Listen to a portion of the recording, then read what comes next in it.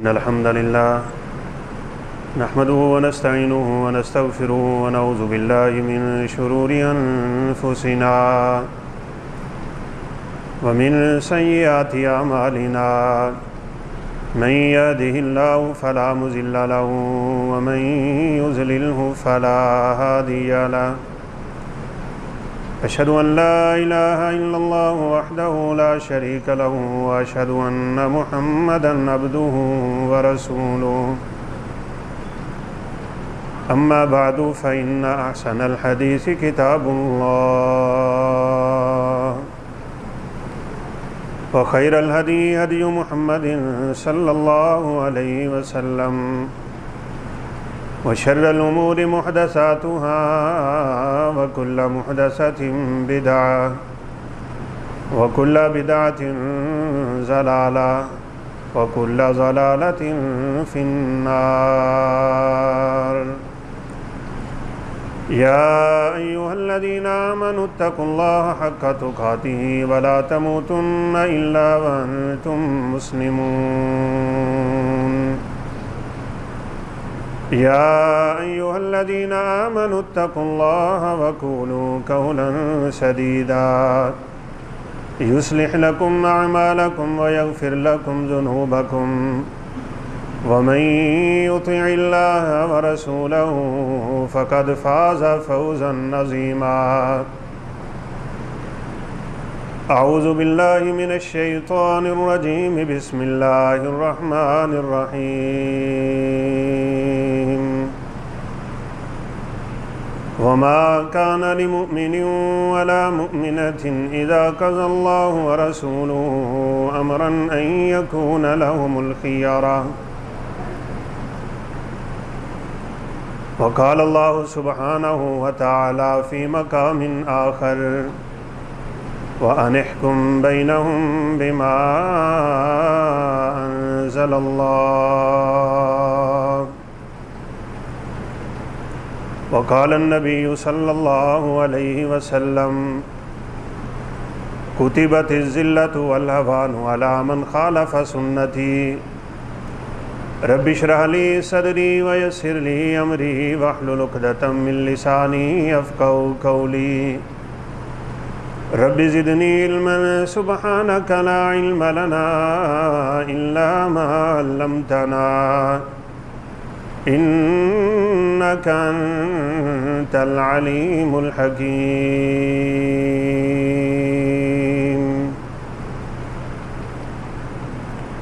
مختصر حمد و ثنا کے بعد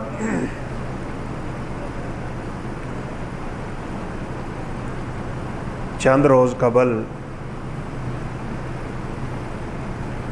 اسلامی جمہوریہ پاکستان میں ایک غیر اسلامی قانون پاس ہو چکا ہے اور وہ اتنی عجلت اور جلدی میں پاس کیا گیا ہے کہ شاید اسمبلی میں بیٹھنے والے اراکین کو بھی اس کا اچھی طرح علم نہ ہو سکا۔ اس بل کا جو عنوان ہے وہ حقیقت میں بڑا کہہ لیں کہ دل کو بھانے والا ہے۔ اسمبلی میں بل یہ پاس ہوا ہے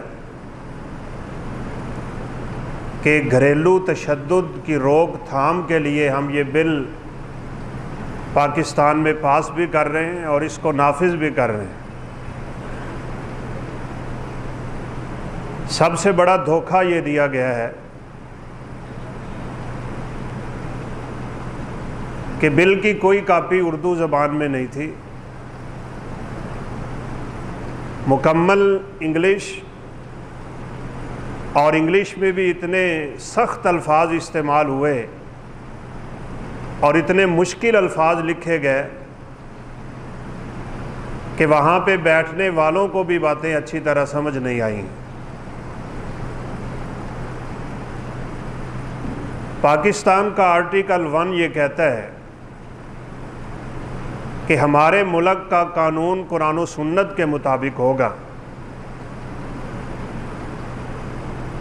لیکن نہ جانے یہ کن کو خوش کرنے کے لیے قرآن و سنت کے خلاف بل لے کے آتے ہیں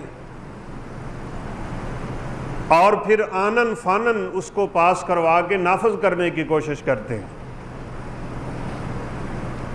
عوام کو تو خیر اس کا علم ہی کوئی نہیں ہے، اور پڑھا لکھا طبقہ جو ہے وہ اس وقت ویسے ہی بڑا مصروف ہے اور اس بات کی طرف دھیان نہیں دیا جا رہا کہ کیسے آہستہ آہستہ میرے اور آپ کے ملک سے اسلامی شعائر کو مٹایا جا رہا ہے۔ بالکل قرآن و سنت کے خلاف یہ بل آیا اور دیکھتے ہی دیکھتے اپوزیشن نے بھی اس کو پاس کرنا۔ اگر آپ اس بل کی شکیں سن لیں، اور یقیناً علم ہونا بھی چاہیے اور ان غداروں کی غداری کا پول کھلنا بھی چاہیے،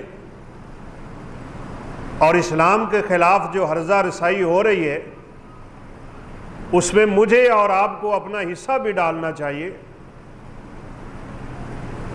تاکہ یہ ملک جو خالصتاً اسلام کے نام پہ بنا تھا، لاکھوں قربانیاں پیش ہوئی تھیں، بچے ذبح ہوئے تھے اور لڑکیوں نے اپنی عزتیں بچانے کے لیے دریاؤں میں چھلانگیں لگائی تھیں،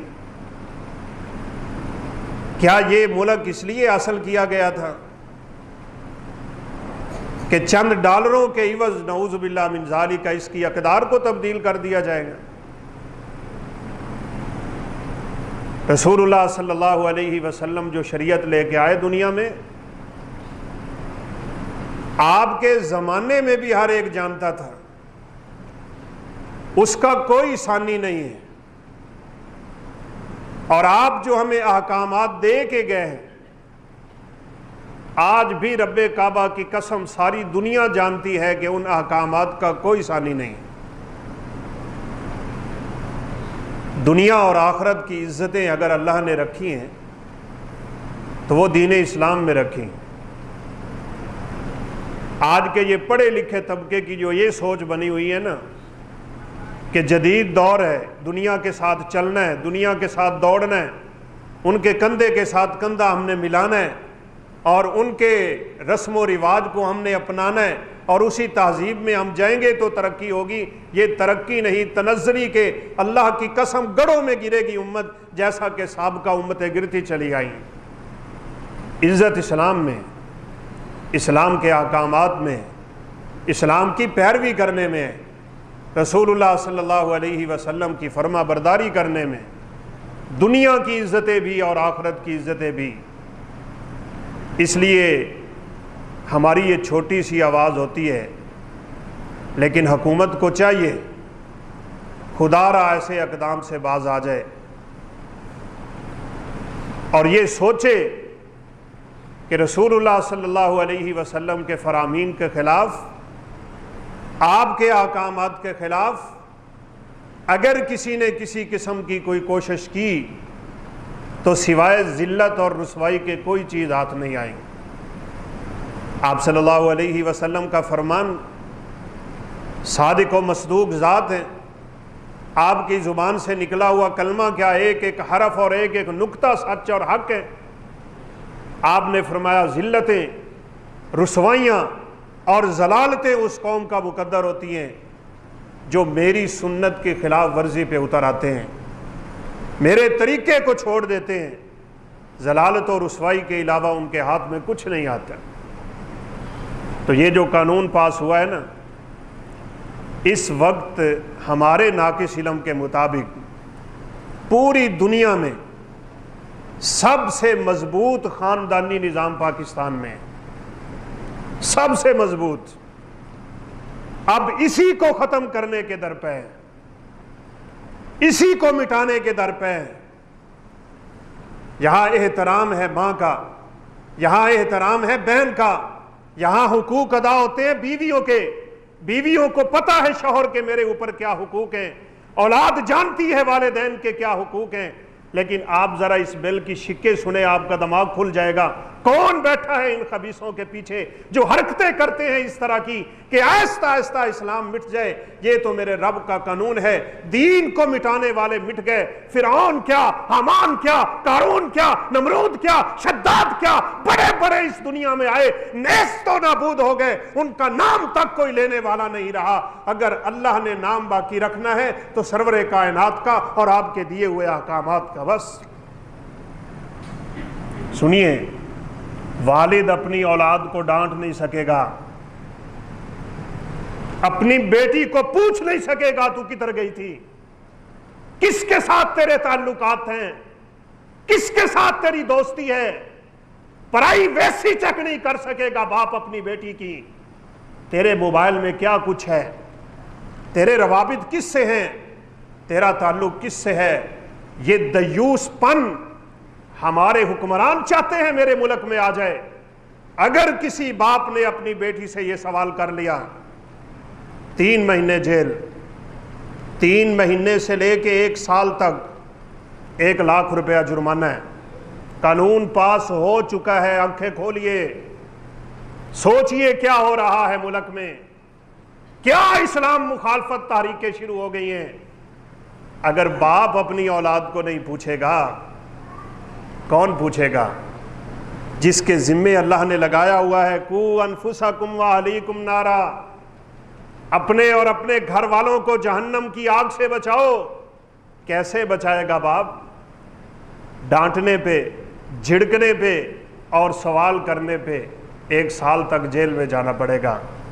اور صرف جیل میں نہیں، جیل سے جب جدا ہوگا نا، اس کو GPR کڑا پہنایا جائے گا، اس کو چپ لگائی جائے گی۔ اب جا کے اپنی بیٹی کو مارتا تو نہیں، اپنی بیٹی کو دوبارہ ڈانٹتا تو نہیں، اور پھر اس سے کڑی سزا دی جائے گی۔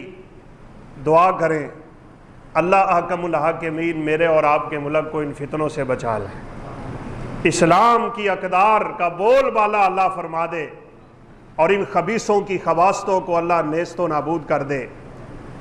6 بڑے بڑے قانون پاس ہوئے ہیں اور سارے کے سارے اسلام مخالف۔ اللہ اکبر۔ خاوند اپنی بیوی کو نہیں پوچھ سکتا، اپنی بیوی کو خاوند ڈانٹ نہیں سکتا۔ اگر اس نے پوچھ لیا نا کسی قسم کا کوئی سوال اور اس نے شکایت کر دی تو خاوند جیل میں۔ بتائیں گھر برباد نہیں ہوں گے تو اور کیا ہوگا؟ ہمارے معاشرے میں غیر اسلامی حرکتیں نہیں آئیں گی تو کیا ہوگا؟ یہ نوجوان لڑکیاں جہاں چاہیں کسی سے دوستی لگائیں، باپ کو پوچھنے کی اجازت نہیں رہ جائے گی۔ اتنا خطرناک بل پاس ہو گیا، مجھے اور آپ کو کانوں کان خبر نہیں ہے، اور وہاں پہ بیٹھے ہوئے جو ہمارے حکمران ہیں نا، جنہوں نے ہماری ملک کی قسمت سے کھیلنا ہوتا ہے، ان کے سامنے انگلش اتنی مشکل تھی، ان سے پڑھی ہی نہیں گئی۔ بس گھریلو تشدد کو ہم نے روکنا ہے، نعرہ بڑا میٹھا تھا، اس لیے سب نے سائن کیے، قانون پاس ہوا، اور دیکھتے ہی دیکھتے اتنی جلدی پاس کر دیا گیا۔ رسول اللہ صلی اللہ علیہ وسلم کے کیا فرامین ہیں؟ باپ بیٹی کو نہ پوچھے، بے حیائی عام ہو جائے، بے غیرتی عام ہو جائے، دیوس پن امت میں آ جائے۔ آپ نے تو فرمایا دیوس جنت میں نہیں جا سکتا، اور دیوس وہ باپ ہوتا ہے جو کبھی اپنی بیٹی کو پوچھ نہیں سکتا، جو پوچھتا ہی نہیں ہے۔ وہ خامد دیوس ہے جو اپنی بیوی کو پوچھتا نہیں ہے، وہ بھائی دیوس ہے جو اپنی بہن کو نہیں پوچھتا اس کے تعلق کس کے ساتھ ہیں، کہاں جاتی ہے، کہاں آتی ہے۔ اگر اتنی ہی غیرت مر گئی، اتنی ہی عزت چلی گئی، اتنی بے حیائی عام ہو گئی، اور اتنا ہی نعوذ باللہ من ذالک کا معاشرہ گر گیا ہو، تو اللہ کی قسم رسول اللہ صلی اللہ علیہ وسلم نے فرمایا ان لوگوں کو اللہ جنت میں داخل ہی نہیں کریں گے۔ صرف آپ کا ملک بچا ہوا ہے۔ عرب ممالک میں بھی بڑی اس لحاظ سے آزادی ہے، اندر کھاتے، لیکن الحمدللہ ہمارا خاندانی نظام سب سے مضبوط ہے۔ زیادہ سے زیادہ آج حرکتیں یہ ہوتی ہیں کہ لڑکی لڑکا بھاگتے ہیں اور جا کے عدالت میں شادی کر لیتے ہیں، اور ان کو تحفظ دیا جاتا ہے دارالامانوں میں۔ اس سے زیادہ تو نہیں ہوتا نا؟ اس کو بھی آج کے ملا اور مولوی نے سمجھا کہ یہ جائز ہے، حلال ہے، حلال نہیں ہے، حرام ہے، یہ زنا ہے۔ ولی کی اجازت کے بغیر عورت نکاح نہیں کروا سکتی۔ رسول اللہ صلی اللہ علیہ وسلم کا فرمان ہے، ایما امرأۃ نکحت بدون اذن ولیہا فنکاحها باطل باطل باطل۔ 3 دفعہ میرے پیغمبر کی زبان اطہر سے یہ کلمہ نکلا، اور ضرورت نہیں تھی 3 دفعہ نکالنے کی، ایک ہی دفعہ آپ کی بات لوہے پہ لکیر ہے، لیکن آپ نے 3 دفعہ فرمایا ہے۔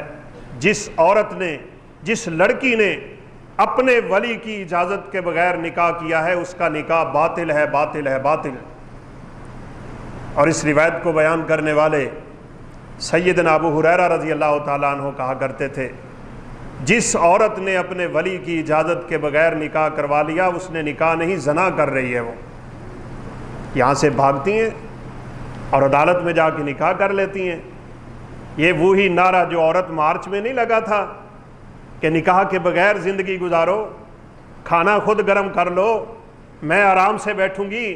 او خامد شام کو تھکا ہوا جب گھر داخل ہو اور بیوی کو صرف اتنی بات پوچھ لے، تو نے کھانا کیوں نہیں پکایا، بس بیوی فون کرے گی، خامد جیل میں چلا جائے گا، گھر برباد نہیں ہوگا تو بتاؤ کیا ہو۔ یہ تو ان عورتوں کے محافظ تھے بھائی، ان کی عزتوں کے محافظ تھے، جن کو نعوذ باللہ من ذالک الٹا رنگ دے کے، اس کو گھریلو تشدد کا نام دے کے میرے اور آپ کے ملک میں بے حیائی کو عام کرنے کا پہلا قدم اٹھا لیا گیا ہے۔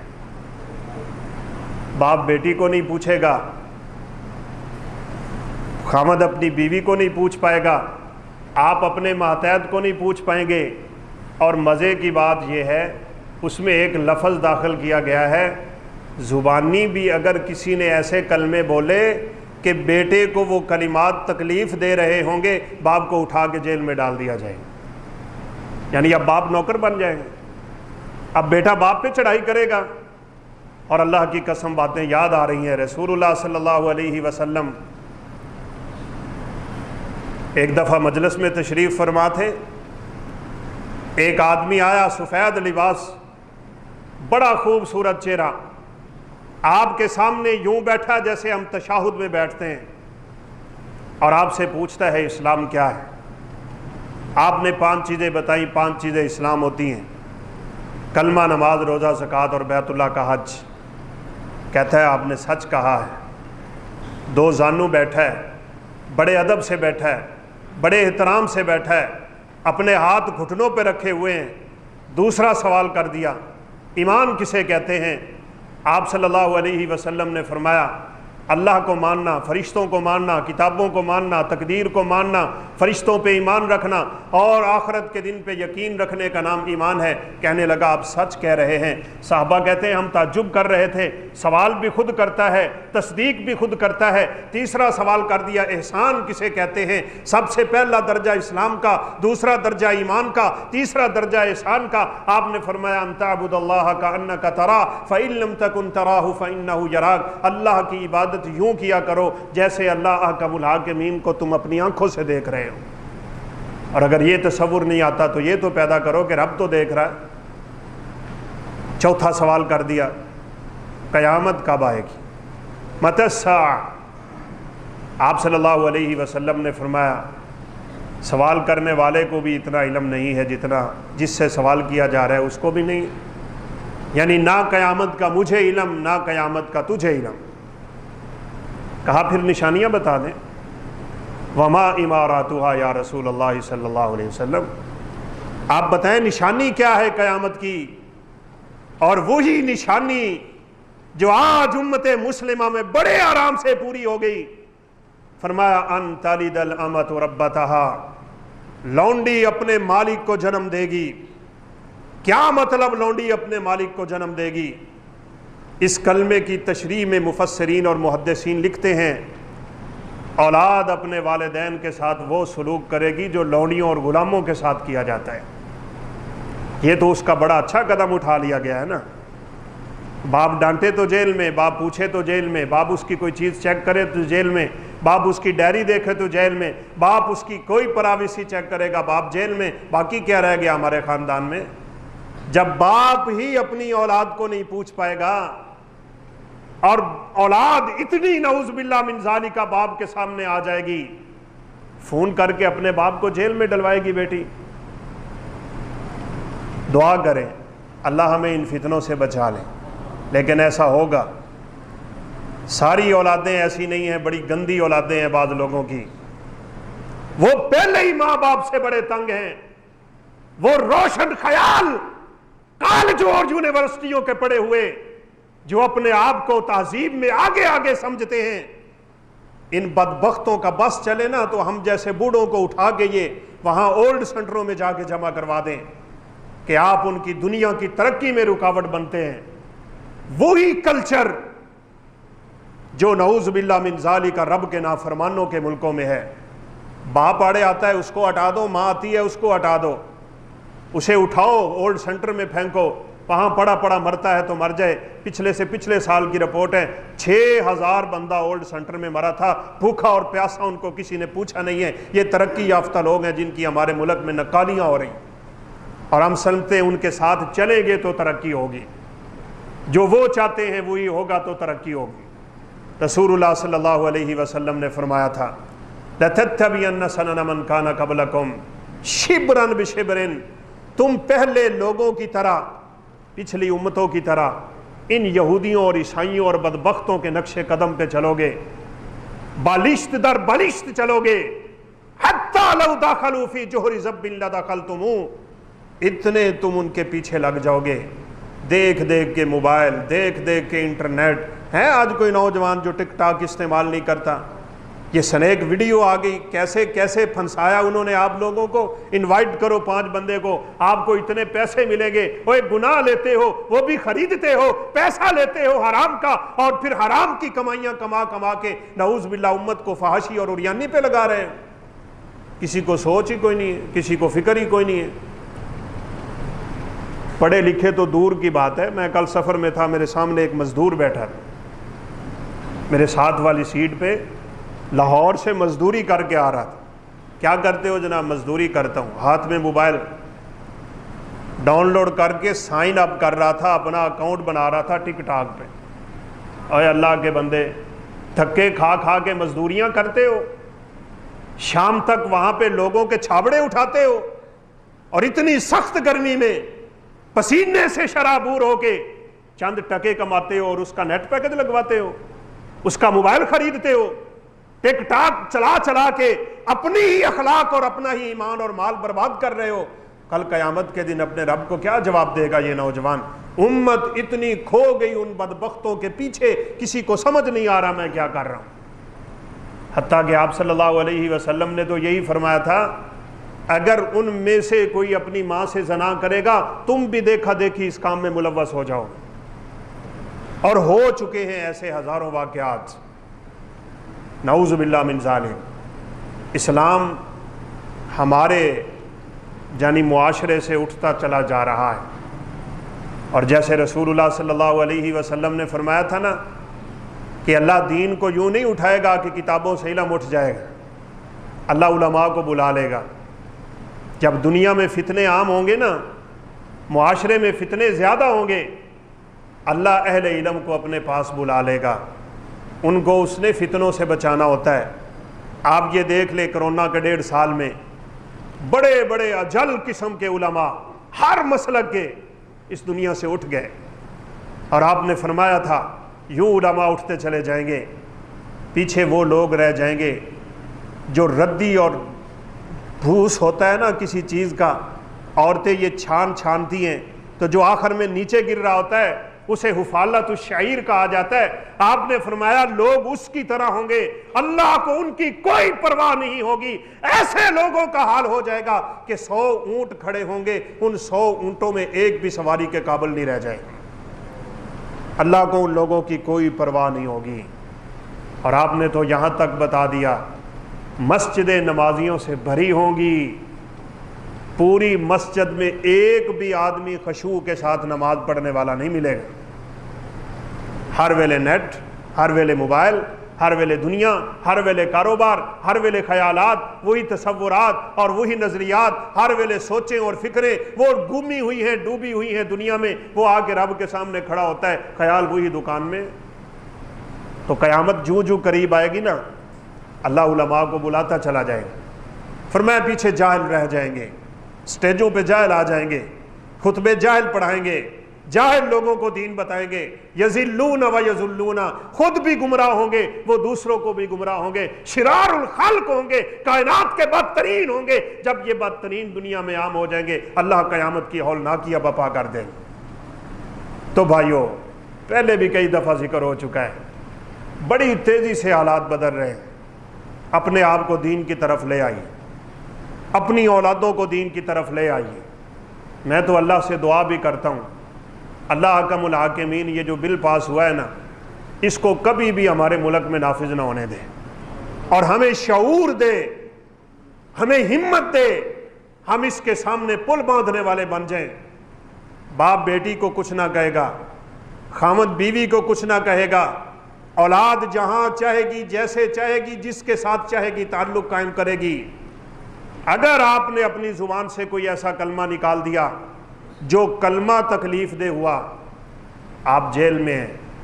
اور اگلی بات سنیں، اگر آپ کی اولاد نے آپ سے خرچہ مانگا نا، اور آپ نے اس کو خرچہ نہیں دیا، اور بیٹے نے پولیس کو فون کر دیا، آپ پھر 1 سال جیل میں۔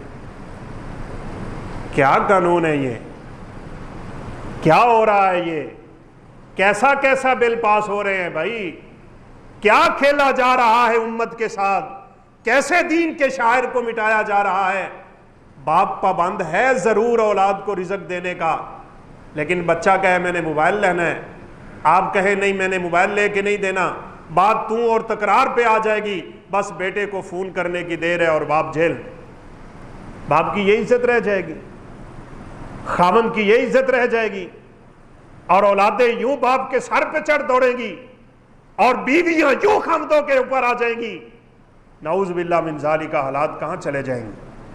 قرآن مجید نے تو اور رسول اللہ صلی اللہ علیہ وسلم کے فرامین نے ان تمام مسائل کا حل بڑی خوبصورتی سے بیان کیا ہے۔ سب سے بڑا نعرہ تو ہے اس میں عورت کا، گھریلو تشدد، بیویوں پہ تشدد ہوتا ہے۔ ان بدبختوں کو یہ پتہ ہی نہیں ہے بیویاں اپنے خامدوں کے ساتھ کیا کرتی ہیں، وہ کیسے کیسے طریقے استعمال کرتی ہیں، کیسے زچ اور ہچ کرتی ہیں اپنے خامدوں کو، اور کیسے تکلیف دہ کلمات کا تبادلہ کرتی ہیں وہ۔ اور جیسے بیوی صبر کرتی ہے، خامد بھی کیسے صبر کرتا ہے۔ لیکن نہیں، اصل چکر وہی ہے، اس ملک میں عورت آزاد ہو جائے، اس کا پردہ اتر جائے، اس کی چادر ڈھلک جائے، اس کا لباس تنگ ہو جائے، وہ یورپی ملک کی طرح یہاں فحاشی اور عریانی کا دورہ شروع ہو جائے، اور یوں کر کے ترقی آ جائے جس کو یہ بدبخت ترقی کہتے ہیں۔ وہ ترقی نہیں، اللہ کے عذاب کا کوڑا ہے جو برستا ہے امت پہ۔ تم چاہتے ہو وہ، لیکن انشاءاللہ میرا رب تمہیں کامیاب نہیں ہونے دے گا۔ یریدون لیطفئوا نور اللہ بافواہہم، یہ چاہتے ہیں رب کے نور کو پھونکوں سے بجھا دے۔ یہ پاگل لوگ ہیں، اللہ اپنے نور کو انشاءاللہ پورا کرے گا، اور اللہ فرماتے ہیں میں اس دین کو غالب کروں گا۔ اس ملک کی بنیادوں میں بڑے بڑے نیک لوگوں کا خون شامل ہے، انشاءاللہ اللہ اس خون کی قدر کریں گے۔ بھائی شریعت سے پوچھ لو، شریعت سے پوچھ لو۔ یہ بڑی خوشی کی بات ہوئی چند دن پہلے، ہمارے صدر محترم انہوں نے ایک بیان دیا، میں نے سنا، بڑی خوشی ہوئی، اور خوشی ہونی بھی چاہیے۔ آپ کا فیصل آباد کے علاقے میں ایک گاؤں ہے، میں نے پہلے بھی ایک دفعہ ذکر کیا تھا، اس گاؤں کے سارے فیصلے مسجد میں ہوتے ہیں، کوئی فیصلہ عدالت نہیں جاتا۔ مولانا امین صاحب ہیں، اہل حدیث عالم دین ہے، بہت بڑے ماشاءاللہ، انہوں نے اتنی محنت کی ہے کہ اللہ نے گاؤں کی تقدیر بدل دی۔ پورے گاؤں میں کسی دکان پہ سگریٹ نہیں ملتا، رب کی نافرمانی کی کوئی چیز فروخت نہیں ہوتی، عورتیں سب کی سب پردہ کرتی ہیں، پڑھے لکھے لوگ ہیں، تعلیم یافتہ ماحول ہے، صاف ستھرا گاؤں ہے۔ جب کبھی کسی خاندان کا کوئی مسئلہ بنتا ہے، وہ چپ کر کے مسجد میں آ جاتے ہیں، اور محترم حافظ محمد امین صاحب قرآن و سنت کی روشنی میں بتاتے ہیں اس مسئلے کا حل کیا ہے. دونوں فریق خوشی خوشی اس فیصلے کو قبول کر کے اٹھ جاتے ہیں. پولیس نہیں جاتی وہاں پہ, ان کے کیس عدالت میں نہیں آتے. یہ پچھلے چند سالوں سے الحمدللہ اس گاؤں میں امن اور اس طرح قوت اور بھائی چارے کا ماحول بنا ہوا ہے. کیسے بن گیا؟ بے پردگی کر کے بنا ہے, انگریزی پڑھ کے بنا ہے, وہ ماحول لے کے بنا ہے؟ نہیں, یہ بنا ہے تو قرآن و سنت پہ عمل کرنے کی وجہ سے بنا ہے. آج ہمیں بھی سمجھ آ جائے, میں کسی دوسری جگہ پہ نہیں جا سکتا, اپنے گھر میں تو قرآن و سنت کا ماحول بنا سکتا ہوں. میں اپنے اس 5 فٹ کے جسم پہ تو قرآن و سنت کا ماحول میسر کر سکتا ہوں. تو صدر صاحب نے بڑی تعریف کی اس گاؤں کی, اور مولانا صاحب کی بھی بڑی تعریف کی. تو تعریفیں کرتے ہو, بڑی اچھی بات ہے, لیکن یہ بھی تو سوچو نا دوسری جانب کیا ہو رہا ہے, کیسے کیسے بل پاس ہو رہے ہیں, یہ کس کا اشارہ ہے, کیا ایجنڈا ہے, کیا لینا ہے ان سے. چند ڈالروں کی خاطر ایمان کے سودے کر رہے ہو, ملک کے سودے کر رہے ہو, ملک کی ترقی بیچ رہے ہو. میں سیاست رب کی قسم بیان نہیں کرنا چاہتا, لیکن دل میں دکھ یہ ضرور ہے کہ یہ بل کیسا عجیب طریقے سے پاس ہوا ہے جو سراسر اس کی ساری کی ساری شقیں اسلام کے خلاف. قرآن مجید میں کیا ہے؟ دنیا میں کوئی خامد بیوی ہے جس کی لڑائی نہ ہوتی ہو؟ اس کا حل یہ ہے کہ بیوی خامد کو نعوذ باللہ جیل میں ڈلوانے کے لیے پولیس کو فون کر دے. یہ آپ کو پتہ ہے چند سال پہلے بھی بنا تھا, کڑے لگا دیتے تھے, چپے لگا دیتے تھے خامدوں کو کہ یہ گھر میں جا کے دوبارہ بیوی کو زچ نہ کرے اور اس کو ہراساں نہ کرے. اور بدبختو, تم ہمارا خاندانی نظام تباہ کرنا چاہتے ہو. قرآن مجید میں تو یہ ہے واللاتی تخافون نشوزہن فعظوہن. قرآن نے فیصلے دیے ہیں, قرآن نے ہمیں یہ حل بتلایا ہے. اگر بیوی کا خامن سے جھگڑا ہو جاتا ہے, اور ہوگا, لازمی ہوگا, جہاں محبتیں ہوتی ہیں وہاں برداشت کم ہوتی ہے. ازواج مطہرات سے بڑھ کے تو اس دنیا میں کوئی نہیں آیا, نبی کی بیویوں سے بڑھ کے تو کوئی نہیں آیا. کبھی کبھار سیدہ عائشہ بھی پیارے پیغمبر سے ناراض ہو جاتی تھی, تو آپ صلی اللہ علیہ وسلم سے آپ نے بلکہ ایک دفعہ پوچھ لیا, عائشہ مجھے پتہ ہے جب تو ناراض ہوتی ہے تو کون سے کلمے بولتی ہے, جب تو مجھ پہ خوش ہوتی ہے تو کون سے کلمے بولتی ہے, جب تو مجھ پہ راضی ہو تو تیری قسم یہ ہوتی ہے ورب محمد صلی اللہ علیہ وسلم, محمد کے رب کی قسم, اور جب ناراض ہو تو میرے نام کے نہیں, پھر کبھی رب کعبہ کہتی ہے, کبھی کچھ اور کلمات بولتی ہے. ناراض کون نہیں ہوتا, محبتوں میں کچھ نہ کچھ تو ضرور ہوا کرتا ہے, لیکن نتیجہ اور حل یہ ہے جو تم نے نکال لیا نعوذ باللہ من ذالک. اصل میں حل نہیں نکالا, یہ سیدھی بات ہے, یاد رکھیے گا. ہمارا معاشرتی اور خاندانی نظام بگاڑنے کے لیے پہلا قدم اٹھایا گیا ہے. قرآن کہتا ہے میاں بیوی کا اختلاف ہو جائے, سب سے پہلا کام یہ ہے فاعظوہن, خامد اپنی بیویوں کو نصیحت کیا کریں, ان کو سمجھایا کریں. نصیحت پیار سے بھی ہوتی ہے, نصیحت ڈانٹ کے ساتھ بھی تھوڑا ہوتی ہے. رسول اللہ صلی اللہ علیہ وسلم کے بعض خطبے اس انداز میں ہوتے تھے, ہوتی تو وہ بھی نصیحتی تھی. صحابہ فرماتے آپ کی آنکھیں لال ہو جاتی تھی, آپ کے رخسار سرخ ہو جاتے تھے, یوں لگتا تھا کہ انگور اور انار نچوڑ دیا گیا ہو آپ کے رخساروں پہ. اور آپ صلی اللہ علیہ وسلم کا لہجہ غضبناک ہوتا تھا.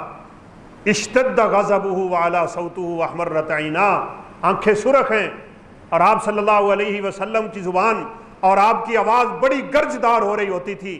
اور صحابہ فرماتے ہیں یوں لگتا تھا کأنہ منذر جیشن, آپ کسی لشکر سے ڈرا رہے ہیں جو صبح یا شام کو حملہ کرنے والا ہے, اور آپ لوگوں کو کہہ رہے ہیں اپنا دفاع کرو دفاع کرو. نصیحت ذرا سخت الفاظ سے بھی ہوتی ہے, لیکن یہاں تو خامد اب سختی نہیں کر سکے.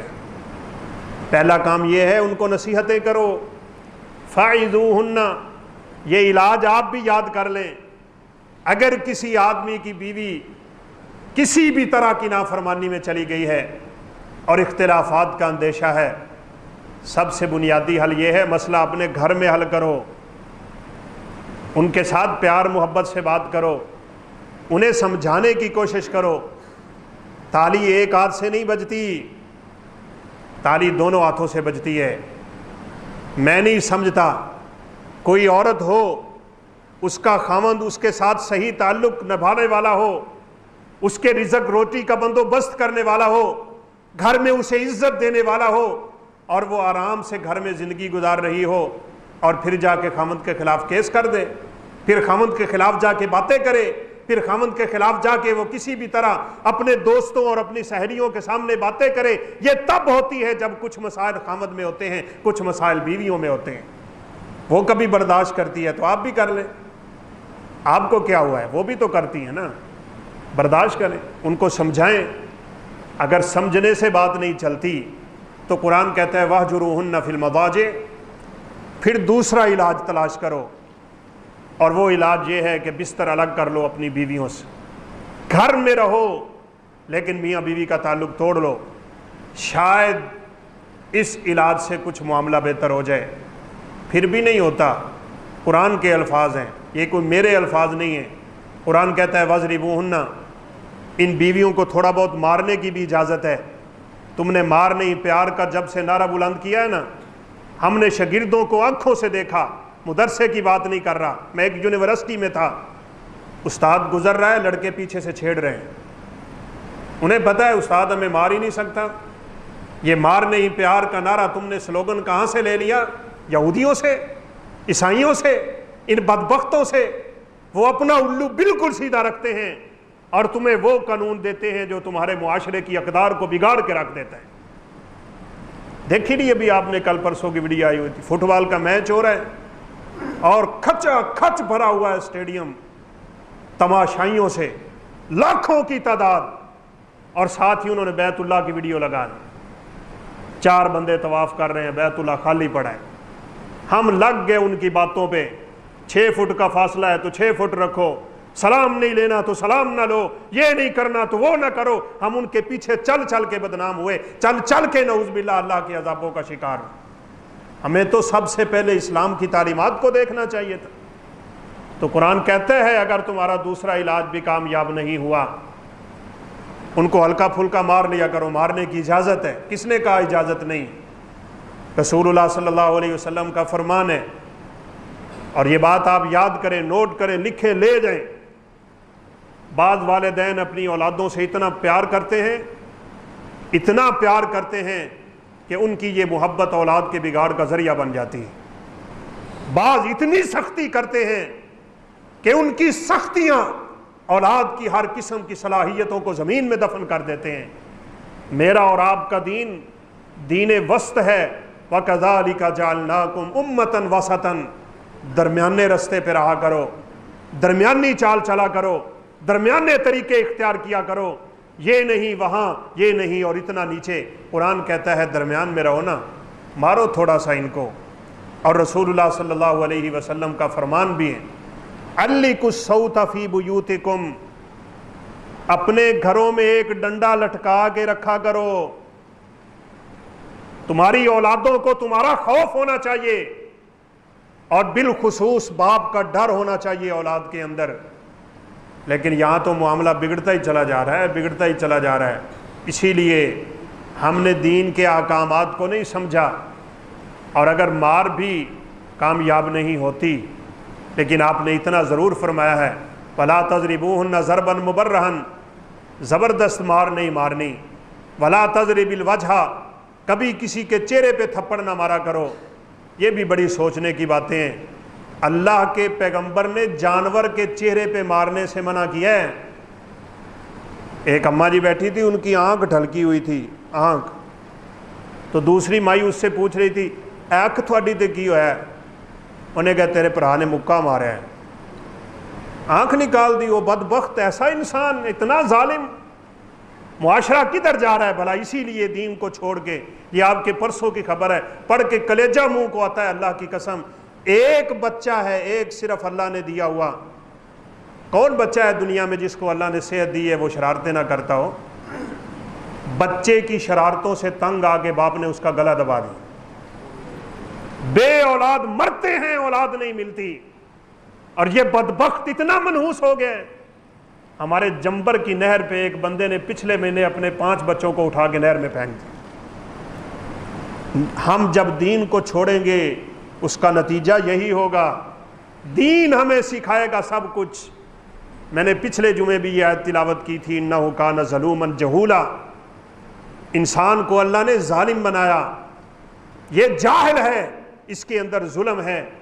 یہ ظلم اور جہالت ختم ہوتی ہے تو دین سیکھنے سے ہوتی ہے، یہ نیک اعمال کرنے سے ہوتی ہے، وگرنہ نہیں تو ہلکی پھلکی سزا دے کے اپنی اولادوں کو بھی سمجھایا کرو۔